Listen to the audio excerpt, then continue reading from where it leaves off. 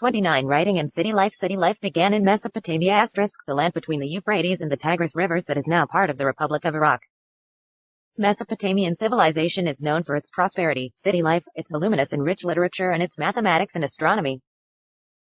Mesopotamia's writing system and literature spread to the eastern Mediterranean, northern Syria, and Turkey after 2000 BCE, so that the kingdoms of that entire region were writing to one another, and to the Pharaoh of Egypt, in the language and script of Mesopotamia.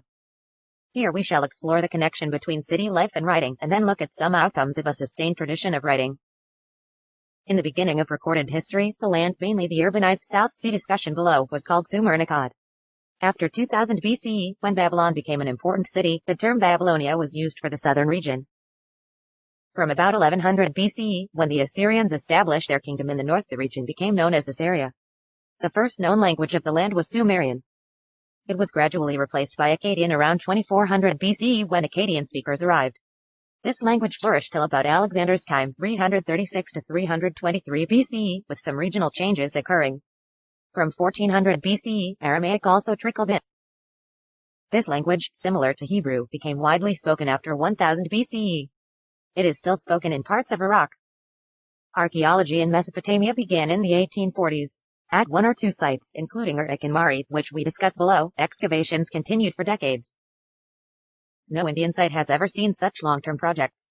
Not only can we study hundreds of Mesopotamian buildings, statues, ornaments, graves, tools, and seals as sources, there are thousands of written documents. Mesopotamia was important to Europeans because of references to it in the Old Testament, the first part of the Bible. For instance, the book of Genesis of the Old Testament refers to Shamar, meaning Sumer, as a land of brick-built cities. Travelers and scholars of Europe looked on Mesopotamia as a kind of ancestral land, and when archaeological work began in the area, there was an attempt to prove the literal truth of the Old Testament. 2. The name Mesopotamia is derived from the Greek words mesos, meaning middle, and potamos, meaning river. 2019-2020. 30 Themes in world history. From the mid-19th century, there was no stopping the enthusiasm for exploring the ancient past of Mesopotamia. In 1873, a British newspaper funded an expedition of the British Museum to search for a tablet narrating the story of the flood, mentioned in the Bible. By the 1960s, it was understood that the stories of the Old Testament were not literally true, but may have been ways of expressing memories about important changes in history. Gradually, archaeological techniques became far more sophisticated and refined. What is more, attention was directed to different questions, including reconstructing the lives of ordinary people. Establishing the literal truth of biblical narratives receded into the background. Much of what we discuss subsequently in the chapter is based on these later studies. According to the Bible, the flood was meant to destroy all life on earth. However, God chose a man, Noah, to ensure that life could continue after the flood. Noah built a huge boat, an ark. He took a pair each of all known species of animals and birds on board the ark, which survived the flood. There was a strikingly similar story in the Mesopotamian tradition, where the principal character was called Ziusudra or Unapishtim. Mesopotamia and its geography. Iraq is a land of diverse environments. In the northeast lie green, undulating plains, gradually rising to tree-covered mountain ranges with clear streams and wildflowers, with enough rainfall to grow crops. Here, agriculture began between 7000 and 6000 BCE. In the north there is a stretch of upland called a steppe, where animal herding offers people a better livelihood than agriculture. After the winter rains, sheep and goats feed on the grasses and low shrubs that grow here. To the east, tributaries of the Tigris provide routes of Map 1, West Asia. Activity 1. Many societies have myths about floods. These are often ways of preserving and expressing memories about important changes in history. Find out more about these, noting how life before and after the flood is represented. 2019-2020. 31. Communication into the mountains of Iran. The south is a desert, and this is where the first cities in writing emerged. See below. This desert could support cities because the rivers Euphrates and Tigris, which rise in the northern mountains, carry loads of silt, fine mud. When they flood or when their water is let out onto the fields, fertile silt is deposited. Writing and city life. After the Euphrates has entered the desert, its water flows out into small channels. These channels flood their banks and, in the past, functioned as irrigation canals. Water could be let into the fields of wheat, barley, peas, or lentils when necessary. Of all ancient systems, that of the Roman Empire, Theme 3, included, it was the agriculture of southern Mesopotamia that was the most productive, even though the region did not have sufficient rainfall to grow crops. Not only agriculture, Mesopotamian sheep and goats that grazed on the steppe, the northeastern plains and the mountain slopes, that is, on tracts too high for the rivers to flood and fertilize, produced meat, milk, and wool in abundance. Further, fish was available in rivers and date palms gave fruit in summer. Let us not, however, make the mistake of thinking that cities grew simply because of rural prosperity. We shall discuss other factors by and by, but first let us be clear about city life. Map 2, Mesopotamia, Mountains, Steppe Desert Irrigated Zone of the South 2019-2020. 32 themes in world history. The significance of urbanism. Cities and towns are not just places with large populations.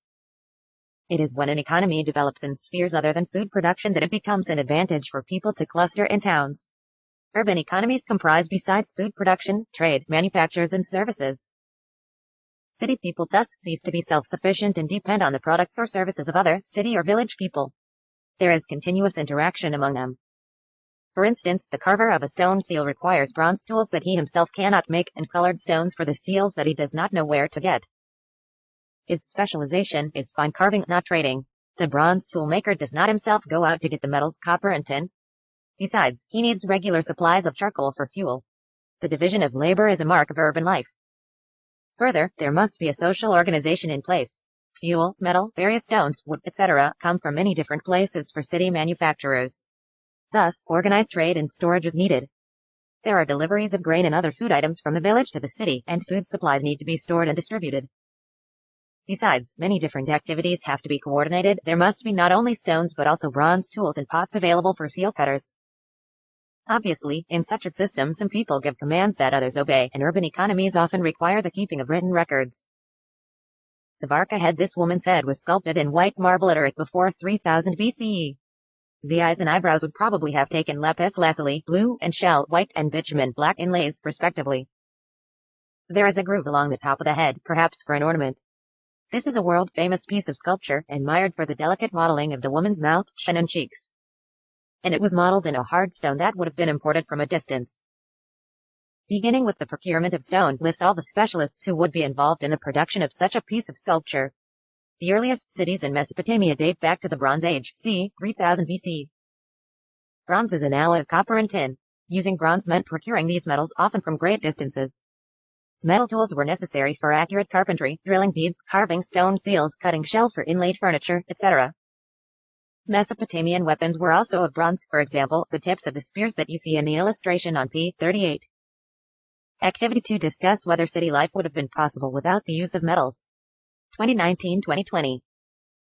33. Movement of goods into cities. However rich the food resources of Mesopotamia, its mineral resources were few. Most parts of the south lacked stones for tools, seals and jewels. The wood of the Iraqi date palm and poplar was not good enough for carts, cartwheels or boats, and there was no metal for tools, vessels or ornaments. So we can surmise that the ancient Mesopotamians could have traded their abundant textiles and agricultural produce for wood, copper, tin, silver, gold, shell and various stones from Turkey and Iran, or across the Gulf. These latter regions had mineral resources, but much less scope for agriculture. Regular exchange is possible only when there was a social organization to equip foreign expeditions and direct the exchanges were initiated by the people of southern Mesopotamia.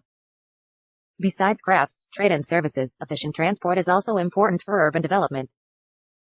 If it takes too much time, or too much animal feed, to carry grain or charcoal into cities on pack animals or bullock carts, the city economy will not be viable. The cheapest mode of transportation is, everywhere, over water. River boats or barges loaded with sacks of grain are propelled by the current of the river and or wind, but when animals transport goods, they need to be fed. The canals and natural channels of ancient Mesopotamia were in fact routes of goods transport between large and small settlements, and in the account on the city of Mari later in the chapter, the importance of the Euphrates as world route will become clear. The development of writing. All societies have languages in which certain spoken sounds convey certain meanings. This is verbal communication. Writing too is verbal communication, but in a different way. When we talk about writing or a script, we mean that spoken sounds are represented in visible signs. The first Mesopotamian tablets, written around 3200 BCE, contained picture-like signs and numbers. These were about 5,000 lists of oxen, fish, bread loaves, etc. Lists of goods that were brought into or distributed from the temples of Uruk, a city in the south. Clearly, writing began when society needed to keep records of transactions, because in city life transactions occurred at different times and involved many people and a variety of goods. Grain, fish numbers. Botox clay tablets c. 3200 BC. Each tablet is 3.5 centimeters or less in height, with picture-like signs, ox, fish, grain, boat, and numbers. Writing in city life. Cuneiform syllabic signs. 2019-2020. 34 themes in world history. Mesopotamians wrote on tablets of clay.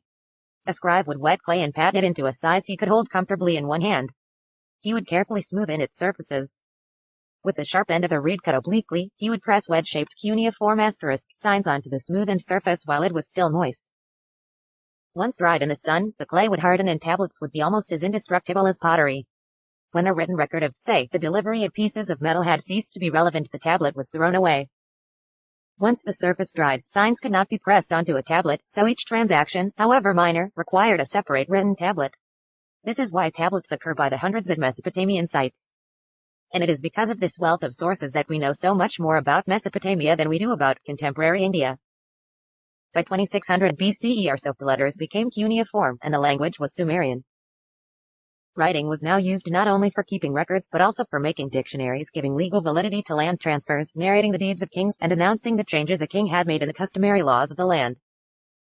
Sumerian, the earliest known language of Mesopotamia, was gradually replaced after 2400 BCE by the Akkadian language.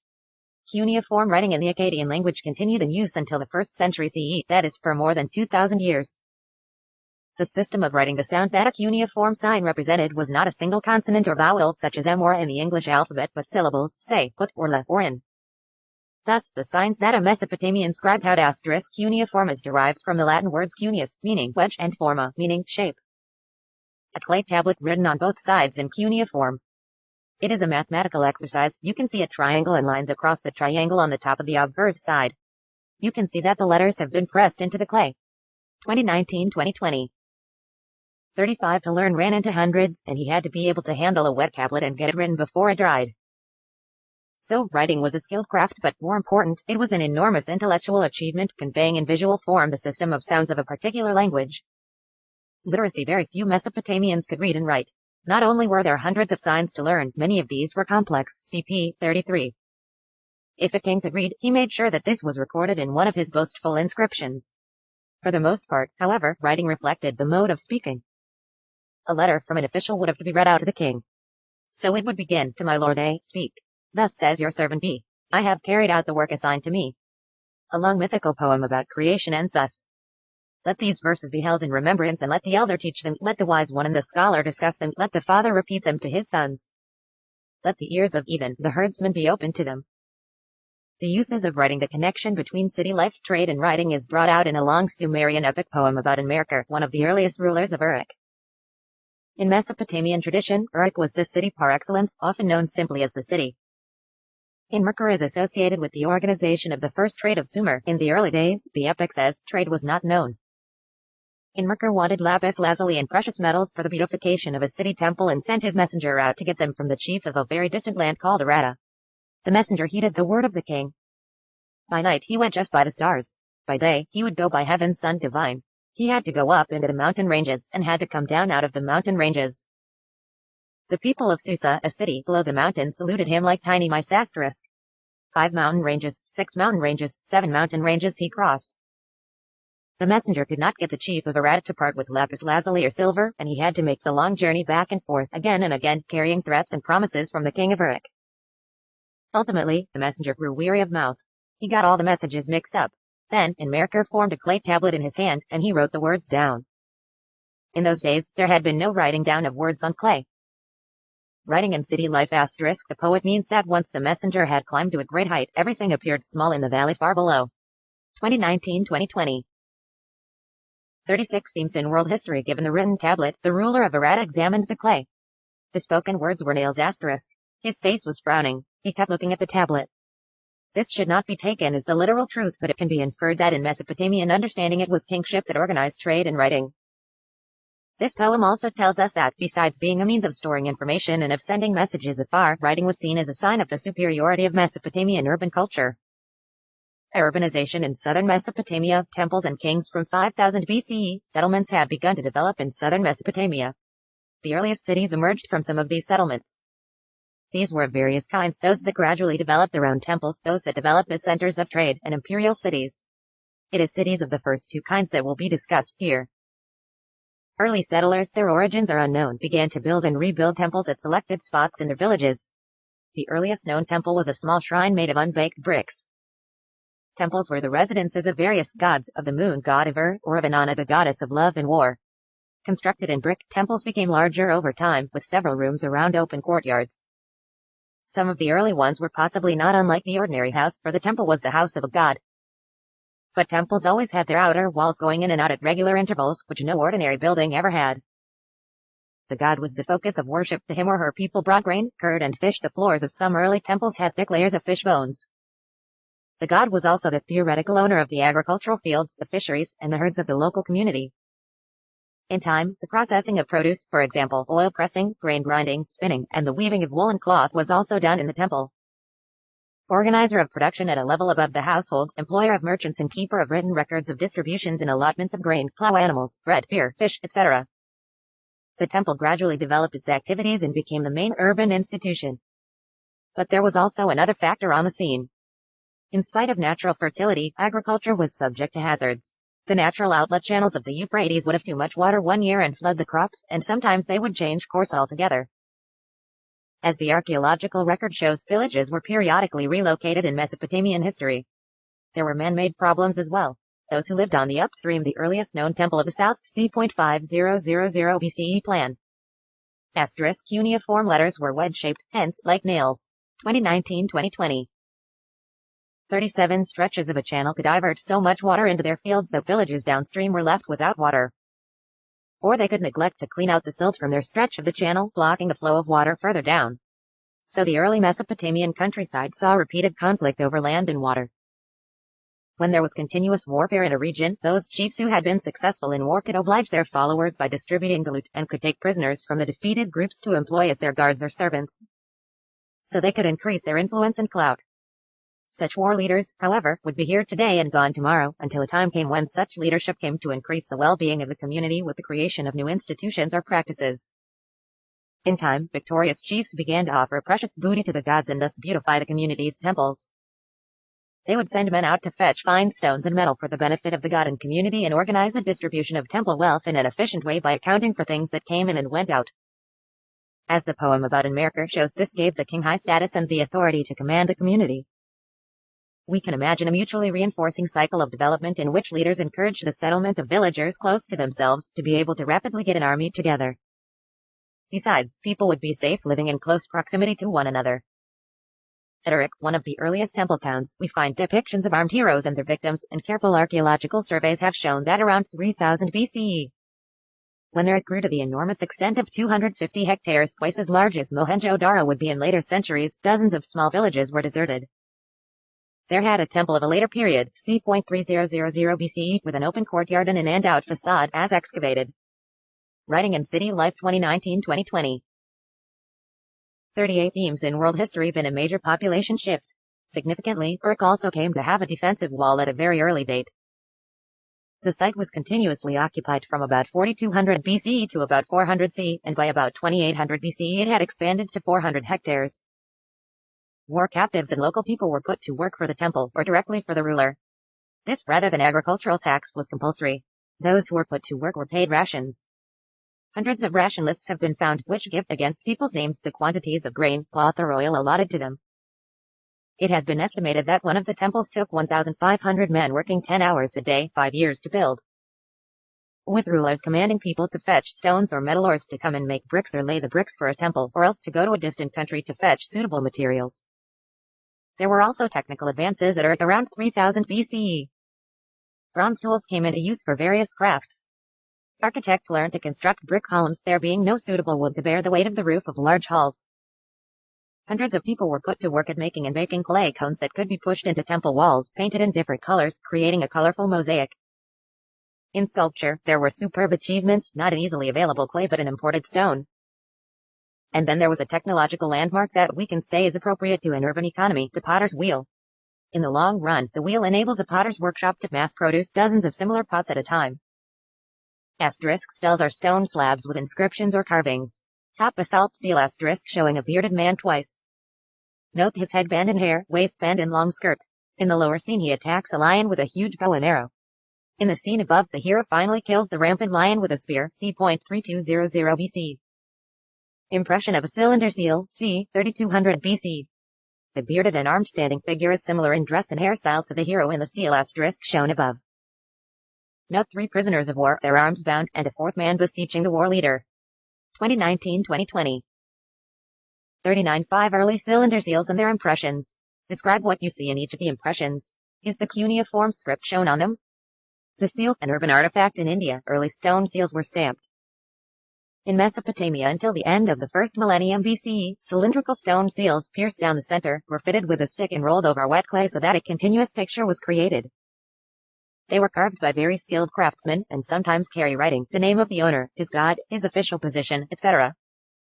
A seal could be rolled on clay covering the string knot of a cloth package or the mouth of a pot, keeping the contents safe. When rolled on a letter written on a clay tablet, it became a mark of authenticity. So the seal was the mark of a city dweller's role in public life. Life in the city. What we have seen is that a ruling elite had emerged, a small section of society had a major share of the wealth. Nothing makes this fact as clear as the enormous riches: jewelry, gold vessels, wooden musical instruments inlaid with white shell and lapis lazuli, ceremonial daggers of gold, etc., buried with some kings and queens that are. But what of the ordinary people? We know from the legal texts, disputes, inheritance matters, etc., that in Mesopotamian society the nuclear family asterisk was the norm, although a married son and his family often resided with his parents. The father was the head of the family. We know little about the procedures for marriage. A declaration was made about the willingness to marry, the bride's parents giving their consent to the marriage. Then a gift was given by the groom's people to the bride's asterisk. A nuclear family comprises a man, his wife and children. Writing in City Life 2019-2020. 40 themes in world history. People. When the wedding took place, gifts were exchanged by both parties, who ate together and made offerings in a temple. When her mother-in-law came to fetch her, the bride was given her share of the inheritance by her father. The father's house, herds, fields, etc., were inherited by the sons. Let us look at Ur, one of the earliest cities to have been excavated. Ur was a town whose ordinary houses were systematically excavated in the 1930s. Narrow winding streets indicate that wheeled carts could not have reached many of the houses. Sacks of grain and firewood would have arrived on donkey back. Narrow winding streets and the irregular shapes of house plots also indicate an absence of town planning. There were no street drains of the kind we find in contemporary Mohenjo-Daro. Drains and clay pipes were instead found in the inner courtyards of the Ur houses, and it is thought that house roofs sloped inwards and rainwater was channeled via the drain pipes into sumps asterisk in the inner courtyards. This would have been a way of preventing the unpaved streets from becoming excessively slushy after a downpour. Yet people seemed to have swept all their household refuse into the streets to be trodden underfoot. This made street levels rise, and over time the thresholds of houses had also to be raised so that no mud would flow inside after the rains. Light came into the rooms not from windows but from doorways opening into the courtyards. This would also have given families their privacy. There were superstitions about houses, recorded in omen tablets at Ur. A raised threshold brought wealth. A front door that did not open towards another house was lucky. But if the main wooden door of a house opened outwards, instead of inwards, the wife would be a torment to her husband. There was a town cemetery at Ur in which the graves of royalty and commoners have been found, but a few individuals were found buried under the floors of ordinary houses. Asterisk. A sump is a covered basin in the ground into which water and sewage flow. A residential area at Ur, c. 2000 BC. Can you locate, besides the winding streets, 2 or 3 blind alleys? 2019-2020.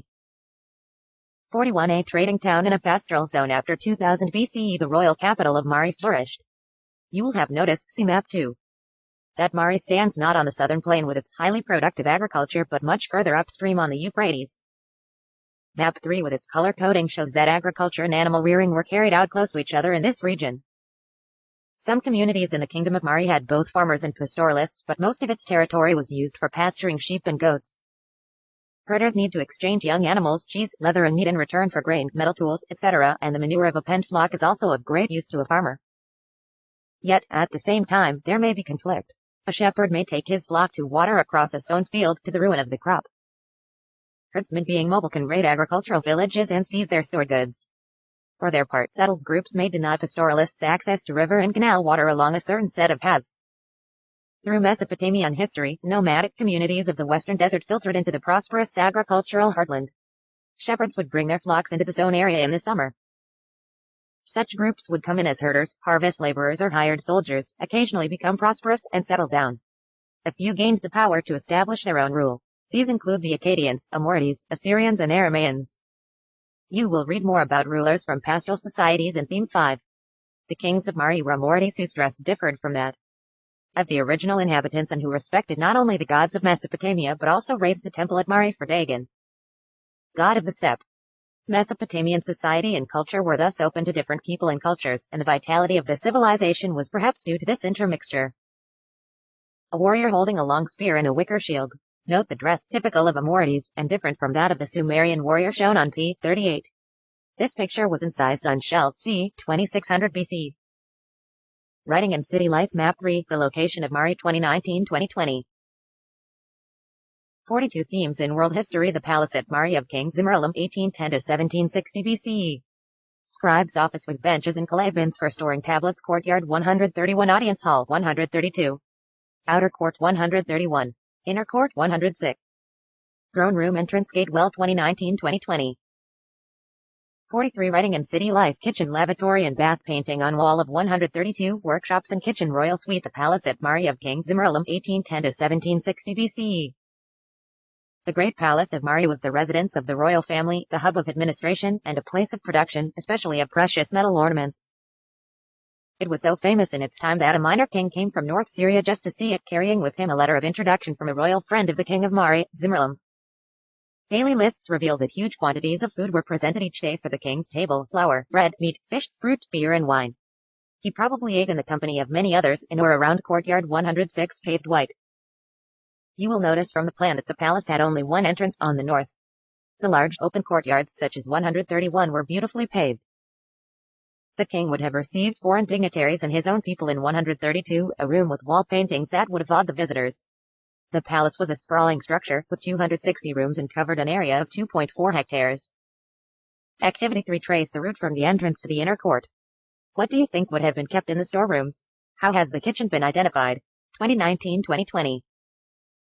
44 themes in world history. The kings of Mari, however, had to be vigilant. Herders of various tribes were allowed to move in the kingdom, but they were watched. The camps of herders are mentioned frequently in letters between kings and officials.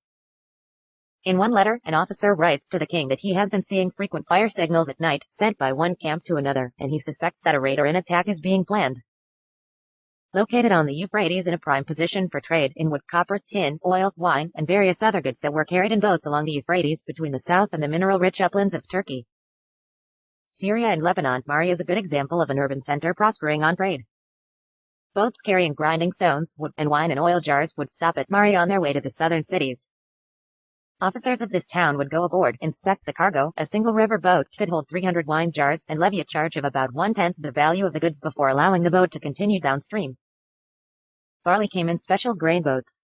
Most important tablets refer to copper from Alicia, the island of Cyprus, known for its copper, and tin was also an item of trade. As bronze was the main industrial material for tools and weapons, this trade was of great importance. Thus, although the kingdom of Mari was not militarily strong, it was exceptionally prosperous. Excavating Mesopotamian towns today. Mesopotamian excavators have much higher standards of accuracy and care in recording than in the old days, so that few dig huge areas the way air was excavated.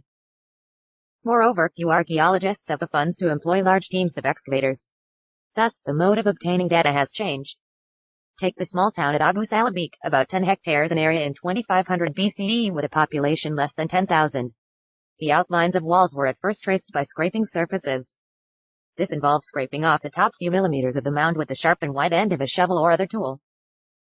While the soil underneath was still slightly moist, the archaeologist could make out different colors, textures and lines of brick walls or pits or other features. A few houses that were discovered were excavated. The archaeologists also sift through tons of earth to recover plant and animal remains, and in the process identified many species of plants and animals and found large quantities of charred fish bones that had been swept out onto the streets. Plant seeds and fiber remained after dung cakes had been burned as fuel, and thus kitchens were identified. Living rooms were those with fewer traces. Because they found the teeth of very young pigs on the streets, archaeologists concluded that pigs must have roamed freely here as in any other Mesopotamian town. In fact, one house burial contained some pig bones. The dead person must have been given some pork for his nourishment in the afterlife.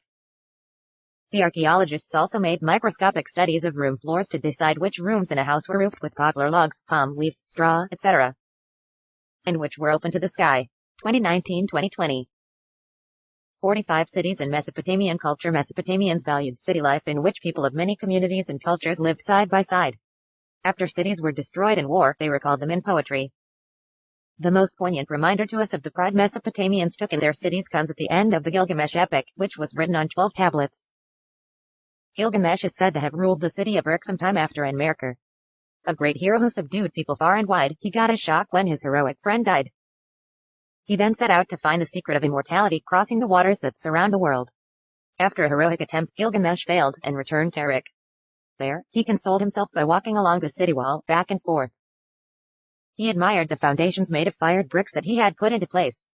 It is on the city wall of Uruk that the long tale of heroism and endeavor fizzles out. Gilgamesh does not say that even though he will die, his sons will outlive him, as a tribal hero would have done. He takes consolation in the city that his people had built. The legacy of writing while moving narratives can be transmitted orally. Science requires written texts that generations of scholars can read and build upon. Perhaps the greatest legacy of Mesopotamia to the world is its scholarly tradition of time reckoning and mathematics. Dating around 1800 BCE are tablets with multiplication and division tables, square and square root tables, and tables of compound interest. The square root of 2 was given as 1 plus 2460 it's plus 5160 it's 2 plus 1060 it's 3. If you work this out, you'll find that the answer is 1.41421296, only slightly different from the correct answer, 1.41421356. Students had to solve problems such as the following. A field of area such and such is covered 1 finger deep in water. Find out the volume of water.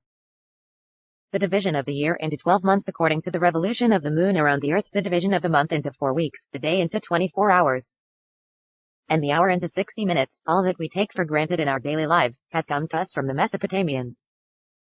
These time divisions were adopted by the successors of Alexander and from there transmitted to the Roman world, then to the world of Islam, and then to medieval Europe. See theme 7 for how this happened. Whenever solar and lunar eclipses were observed, their occurrence was noted according to year, month and day. So too there are records about the observed positions of stars and constellations in the night sky. Writing in City Life 2019-2020. 46 themes in world history. None of these momentous Mesopotamian achievements would have been possible without writing in the urban institution of schools where students read and copied earlier written tablets, and where some boys were trained to become not record keepers for the administration, but intellectuals who could build on the work of their predecessors. We would be mistaken if we think that the preoccupation with the urban world of Mesopotamia is a modern phenomenon. Let us look, finally, to early attempts to locate and preserve the texts and traditions of the past. An early library in the Iron Age. The Assyrians of the north created an empire at its height between 720 and 610 BCE that stretched as far west as Egypt. The state economy was now a predatory one, extracting labor and tribute in the form of food, animals, metal and craft items from a vast subject population. The great Assyrian kings, who had been immigrants, acknowledged the southern region, Babylonia, as the center of high culture, and the last of them, Ashurbanipal, 668 to 627 BCE, collected a library at his capital, Nineveh, in the north. He made great efforts to gather tablets on history, epics, Roman literature, astrology, hymns and poems. He sent his scribes south to find old tablets. Because scribes in the south were trained to read and write in schools where they all had to copy tablets by the dozen, there were towns in Babylonia where huge collections of tablets were created and acquired fame. And although Sumerian ceased to be spoken after about 1800 BCE, it continued to be taught in schools through vocabulary texts, sign lists, bilingual, Sumerian and Akkadian, tablets, etc. So even in 650 BCE, cuneiform tablets written as far back as 2000 BCE were intelligible, and Ashurbanipal's men knew where to look for early tablets of their copies. Copies were made of important texts such as the Epic of Gilgamesh, the copier stating his name and writing the date. Some tablets ended with a reference to Ashurbanipal. I, Ashurbanipal, king of the universe, king of Assyria, on whom the gods bestowed vast intelligence, who could acquire the recondite details of scholarly erudition, I wrote down on tablets the wisdom of the gods. And I checked and collated the tablets. I placed them for the future in the library of the temple of my god, Nabu, at Nineveh, for my life and the well-being of my soul, and to sustain the foundations of my royal throne. More important, there was cataloging. A basket of tablets would have a clay label that read, a number of tablets about exorcism, written by X. Ashurbanipal's library had a total of some 1,000 texts, amounting to about 30,000 tablets, grouped according to subject. 2019-2020. 47 and an early archaeologist. A man of the southern marshes, Nabopolassar, released Babylonia from Assyrian domination in 625 BCE. His successors increased their territory and organized building projects at Babylon. From that time, even after the Achaemenids of Iran conquered Babylon in 539 BCE and until 331 BCE when Alexander conquered Babylon, Babylon was the premier city of the world, more than 850 hectares with a triple wall, great palaces and temples, a ziggurat or step tower, and a processional way to the ritual center. Its trading houses had widespread dealings and its mathematicians and astronomers made some new discoveries. Nabonidus was the last ruler of independent Babylon. He writes that the god Ever came to him in a dream and ordered him to appoint a priestess to take charge of the cult in that ancient town in the deep south.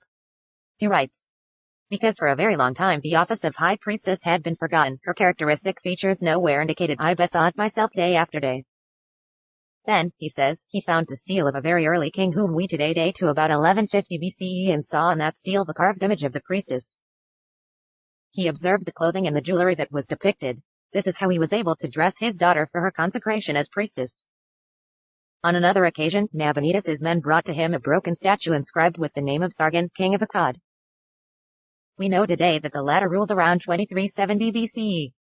Nabonidus, and indeed many intellectuals, had heard of this great king of remote times. Nabonidus felt he had to repair the statue. Because of my reverence for the gods and respect for kingship, he writes, I summoned skilled craftsmen and replaced the head. Writing in City Life Activity 4. Why do you think Ashurbanipal and Nabonidus cherished early Mesopotamian traditions? 2019-2020. 48 Themes in World History Exercises. Answer in brief. 1. Why do we say that it was not natural fertility and high levels of food production that were the causes of early urbanization?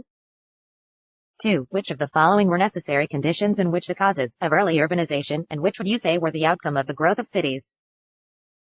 Highly productive agriculture. B. Water transport. C. The lack of metal and stone. D. The division of labor. E. The use of seals. F. The military power of kings that made labor compulsory. 3. Why were mobile animal herders not necessarily a threat to town life? 4. Why would the early temple have been much like a house? Answer in a short essay. 5. Of the new institutions that came into being once city life had begun, which would have depended on the initiative of the king? 6. What do ancient stories tell us about the civilization of Mesopotamia? Timeline. C. 7000, 6000 BCE. Beginning of agriculture in the northern Mesopotamian plains. C. 5000 BCE. Earliest temples in southern Mesopotamia built. C. 3200 BCE. First writing in Mesopotamia. C. 3000 BCE. UK develops into a huge city. Increasing use of Bronze tools. C. 2700-2500 BCE. Early kings, including, possibly, the legendary ruler Gilgamesh. C. 2600 BCE. Development of the cuneiform script. C. 2400 BCE. Replacement of Sumerian by Akkadian. 2003. King of Akkad. C. 2000 BCE. Spread of cuneiform writing to Syria, Turkey and Egypt. Marian Babylon emerges important urban center. C. 1800 BCE. Mathematical texts composed. Sumerian no longer spoken. C. 1100 BCE. Establishment of the Assyrian kingdom. C. 1000 BCE. USE of iron. 720 to 610 BCE. Assyrian Empire. 668 to 627 BCE. Rule of Ashurbanipal. 331 BCE. Alexander conquers Babylon. C. 1st century CE. Akkadian and cuneiform remain in use. 1850s. Decipherment of the cuneiform script. 2019-2020.